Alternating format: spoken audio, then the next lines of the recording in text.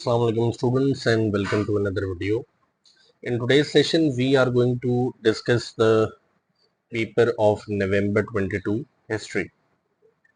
अच्छा, ये बात तो आप लोगों को ऑलरेडी पता है कि the paper is of 1 hour 30 minutes and section A इसमें compulsory है जिसका एक question है. section B में you need to answer 2 questions.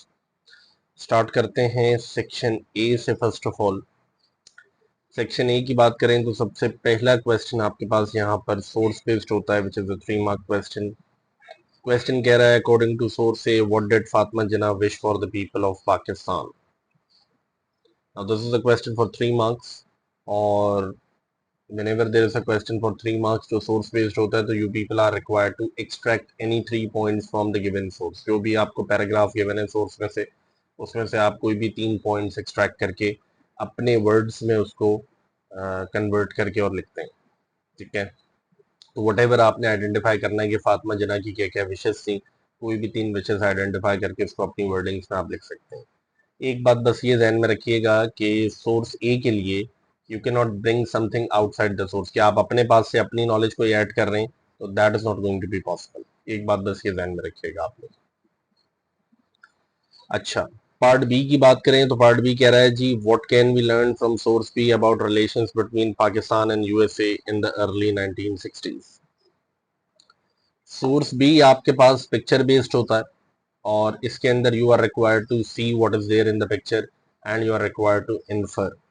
यहाँ आपके पास पिक्चर आई है सेक्शन 3 से जिसमें we can see a photograph showing president Ayub Khan in the White House in 1961. अच्छा जी, यहाँ पर ये है कि what we can see in the picture is Ayub Khan standing with the president, which shows that Ayub Khan is trying to improve relations with the United States.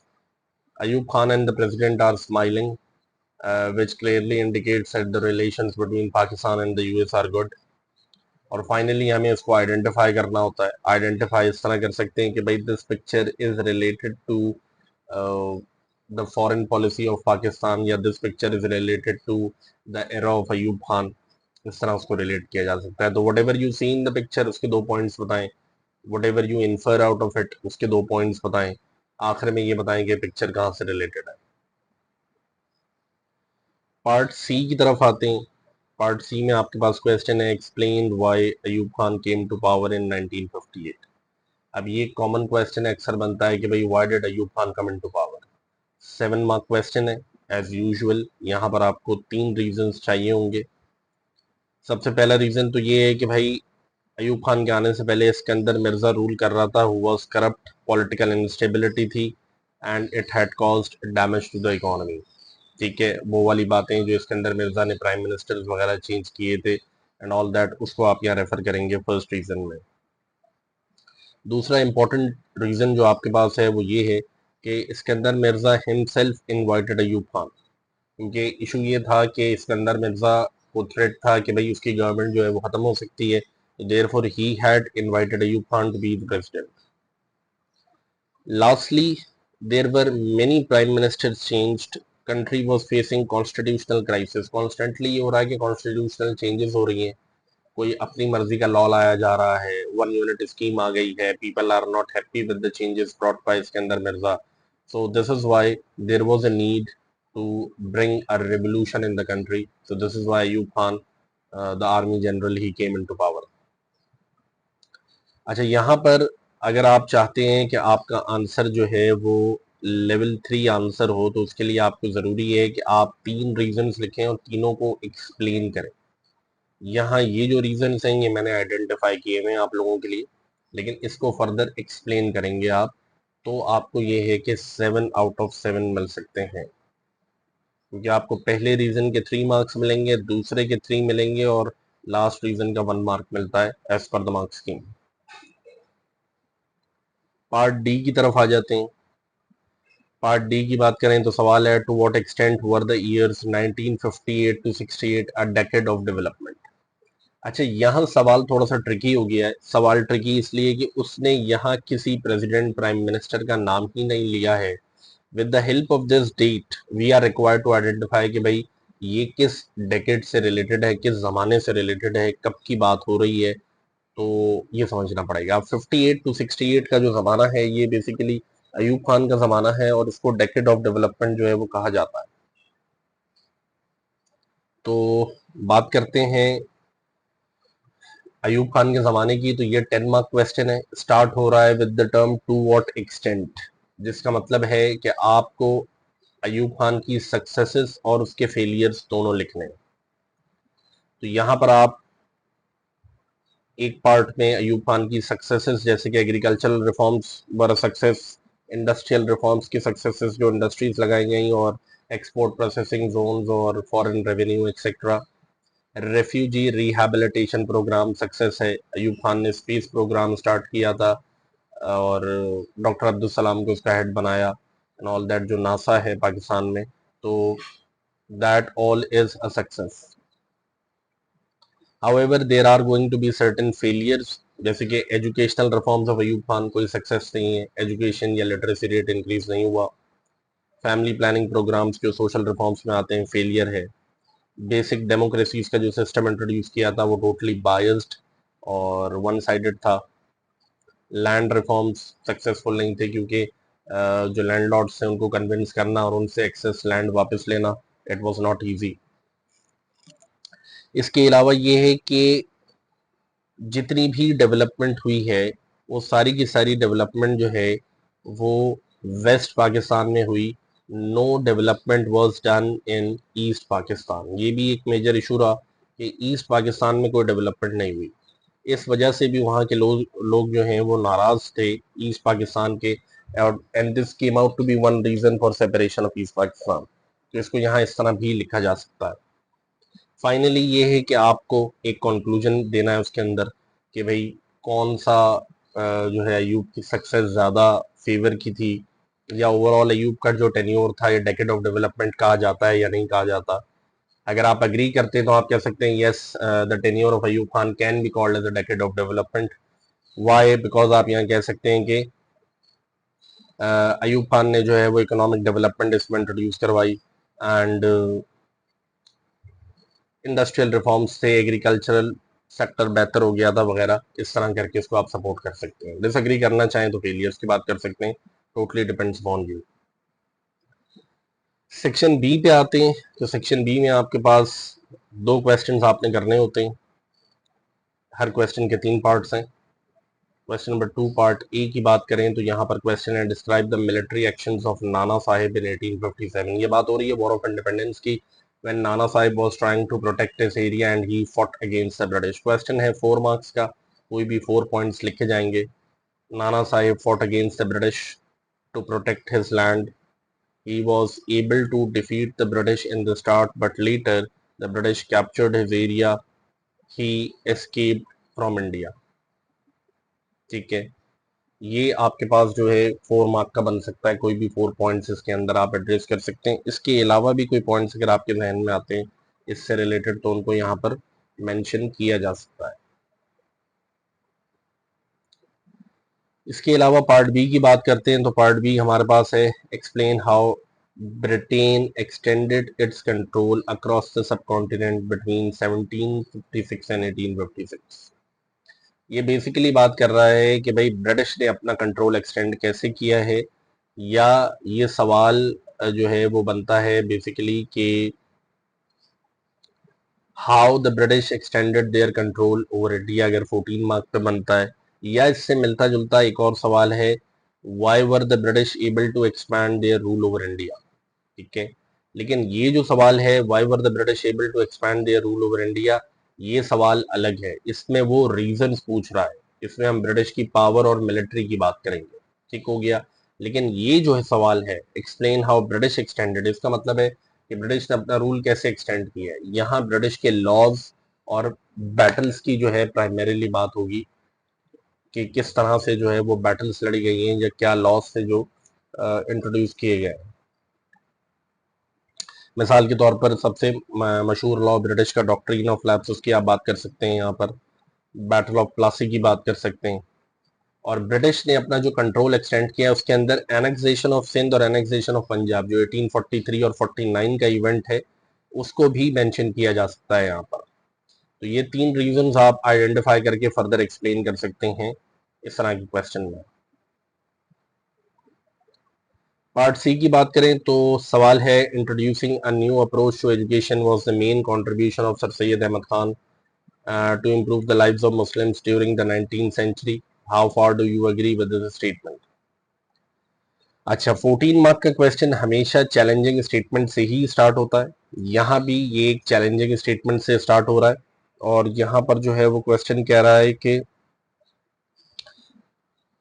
Sir Syed का सबसे important reform क्या एजुकेशन है? तो भाई सिर्फ एजुकेशन तो नहीं है उनका reform, there are other reforms as well.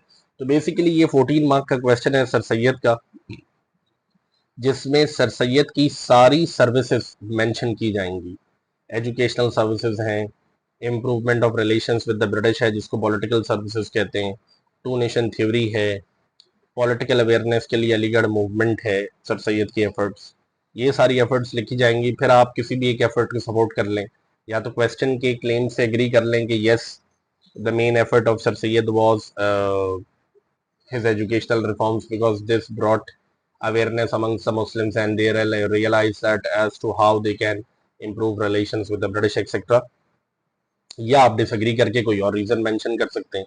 तो कंक्लूजन देखें कोई फिक्स नहीं है, it totally depends upon you कि आप किस चीज को सपोर्ट करना चाह रहे हैं, किस चीज की बात करना चाह रहे हैं, वो आपकी अपनी मर्जी है, उसमें कोई रोक टोक नहीं है। इंट्रोडक्शन के अंदर आप ब्रीफ बैकग्राउंड सर सैयद का दे सकते हैं कि after the war the Muslims were in a difficult situation at that point of time, it was Sir Syed who provided the guideline to the Muslims and brought them out of the dark, इस तरह भी कर सकते हैं। या जो भी reasons आप लिख रहे हैं उन रीजंस को अगर आप इंट्रो में आइडेंटिफाई कर देते हैं तो वो भी सही है, उसमें कोई ऑब्जेक्शन की बात नहीं है, both are correct.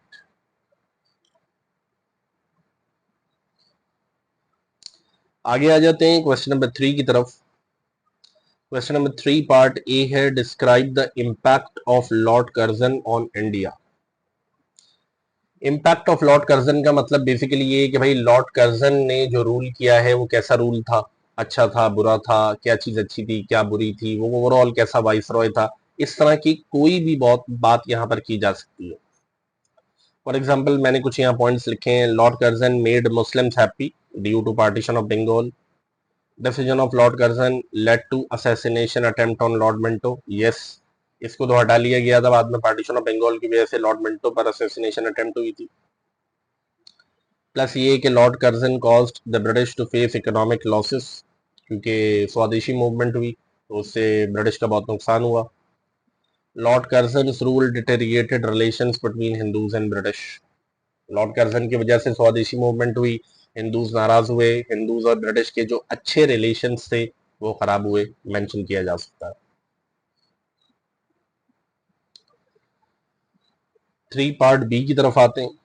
3 part B है, explain why the Simon commission was unpopular.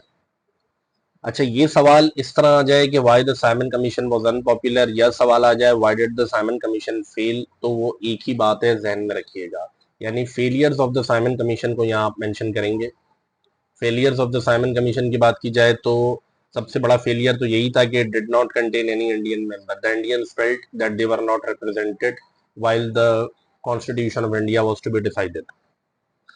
दूसरा ये कि साइमन कमीशन में इंडियंस की जो प्राइमरी डिमांड थी self rule, that they wanted complete control over India, वो तो दिया ही नहीं गया। तो how are the Indians going to accept it, because it was going to finalise the constitution of India. और तीसरा ये है कि साइमन कमीशन ने एक रिपोर्ट प्रेजेंट की थी जिसको साइमन रिपोर्ट कहते हैं, वो against, it was against the Indians. Indians were reluctant to trust the British, क्योंकि प्रीवियसली वर्ल्ड वॉर 1 में the British have deceived the Indians. अगर वर्ल्ड वॉर 1 की बात करें तो उनको सेल्फ रूल नहीं दिया गया था, तो this time the Indians they are reluctant, ये आप सपोर्ट नहीं करेंगे। तो यहाँ आप इस तीसरे रीजन को एक्सप्लेन करने के लिए वर्ल्ड वॉर 1 को भी रेफर कर सकेंगे, वो भी करेक्ट होगा। 3 पार्ट सी की बात करते हैं। सवाल है, to what extent were Morley Minto reforms most popular political development in India between 1909 and 1919। अच्छा, इस तरह के सवालात को जरा गौर से देखिएगा, ये कहलाते हैं टाइमलाइन बेस्ड क्वेश्चन, जिसके अंदर सवाल में उसने सिर्फ किसी एक इवेंट को मेंशन कर दिया है और आपको पूरी टाइमलाइन दे दी है with reference to political development. यानी वो कह रहा है कि 1909 से लेके 1919 तक जितनी पॉलिटिकल डेवलपमेंट्स हुई हैं सबको बताओ और सक्सेसेस एंड फेलियर्स उनके बताओ, क्योंकि यहाँ टर्म यूज हो रही है टू व्हाट एक्सटेंट, जिसका मतलब है कि आप यहाँ पर एक तो सक्सेस मेंशन करें हर इवेंट की, दूसरा हर इवेंट के फेलियर्स भी मेंशन करें। सवाल की तरफ आते हैं। इंट्रोडक्टरी पैराग्राफ बनाएंगे, ब्रीफ बैकग्राउंड इवेंट्स का लिख सकते हैं या इवेंट्स के नाम लिख के आइडेंटिफाई कर लें। मॉर्ले मिंटो रिफॉर्म्स 1909 का पहला इवेंट और क्वेश्चन में भी मेंशन्ड है, जिसको पहले ही लिख देंगे। उसकी सक्सेस और फेलियर दोनों एक्सप्लेन करेंगे। Reversal of partition of Bengal 1911 का इवेंट है, वो भी एक पॉलिटिकल डेवलपमेंट है, क्योंकि गवर्नमेंट ऑफ इंडिया जो कि ब्रिटिश है उन्होंने अनाउंस किया है how it was a success for the Hindus and how a failure for the Muslims, explain कर दिया जाएगा। लखनऊ पैक्ट अग्रीमेंट है बिटवीन हिंदूज एंड मुस्लिम्स 1916 का, वो भी एक पॉलिटिकल डेवलपमेंट है, उसकी successes for the Muslims mention की जाएंगी, क्योंकि लखनऊ पैक्ट का कोई फेलियर नहीं है, जहन में रखिएगा। फिर आ जाता है मॉन्टेक कैम्सफोर्ड रिफॉर्म्स, जिसको आप गवर्नमेंट ऑफ इंडिया एक्ट 1919 भी कहते हैं। ये वर्ल्ड वॉर 1 के बाद इंट्रोड्यूस किए गए। इसकी सक्सेसेस और फेलियर्स एक्सप्लेन करेंगे। राउलेट एक्ट भी 1919 में पास हुई है और पॉलिटिकल डेवलपमेंट है, तो उसको भी एक्सप्लेन किया जाएगा। यहां पर मैंने अमृतसर मैसकर नहीं लिखा है। अमृतसर मैसकर ना लिखने की बड़ी वजह यही है कि यहाँ पर पॉलिटिकल डेवलपमेंट की टर्म यूज हुई है और अमृतसर मैसकर एक इवेंट है, वो कोई पॉलिटिकल डेवलपमेंट नहीं है, ये ध्यान में रखिएगा। आगे आ जाते हैं क्वेश्चन नंबर 4 की तरफ। सवाल है describe the terms of Nehru report. Terms of Nehru report का मतलब है कि हमें यहाँ पर जो है वो नेहरू रिपोर्ट को एक्सप्लेन करना होगा, यानी उसकी जो भी टर्म्स थी वो बतानी होंगी।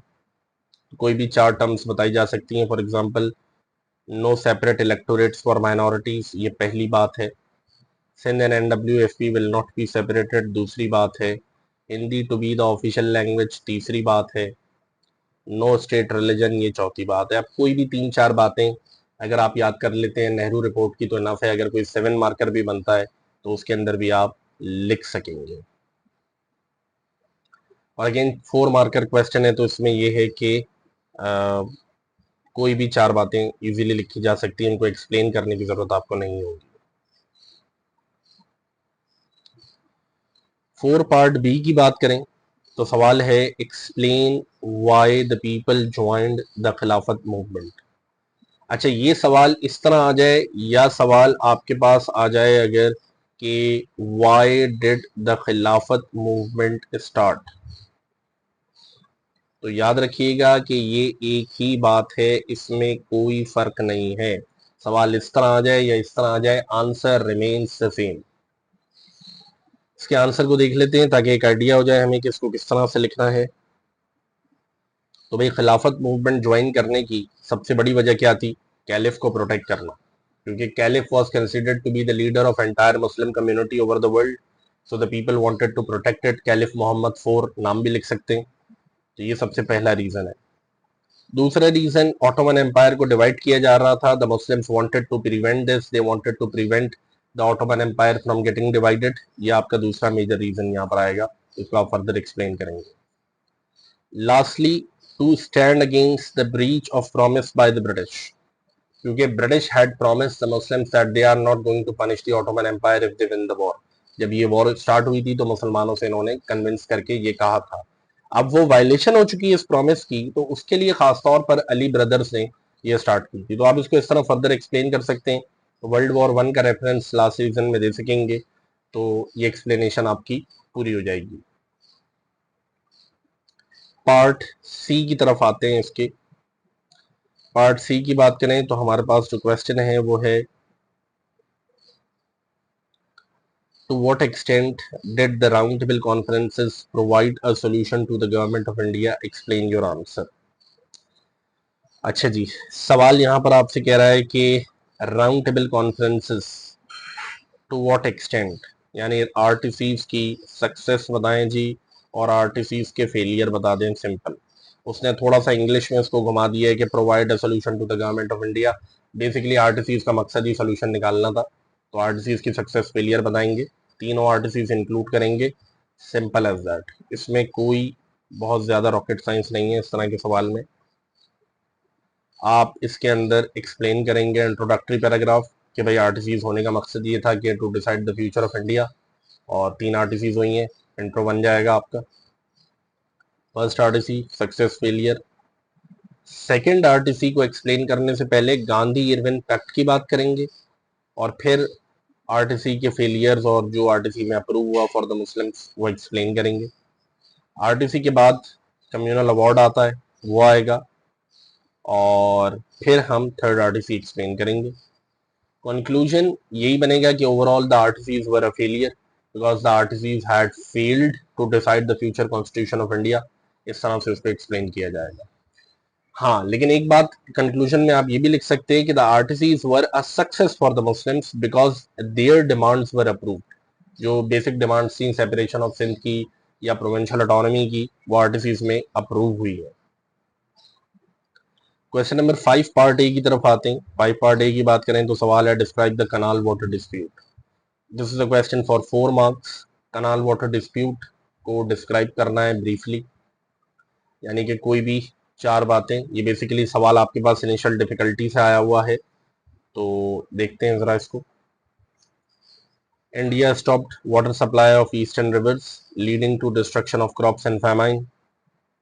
अच्छा, ये जो पॉइंट मैंने किया है ये मैंने पूरा डेवलप किया है कि इंडिया ने स्टॉप किया जिससे ये मसला हुआ, तो ये है डेवलप्ड स्टेटमेंट।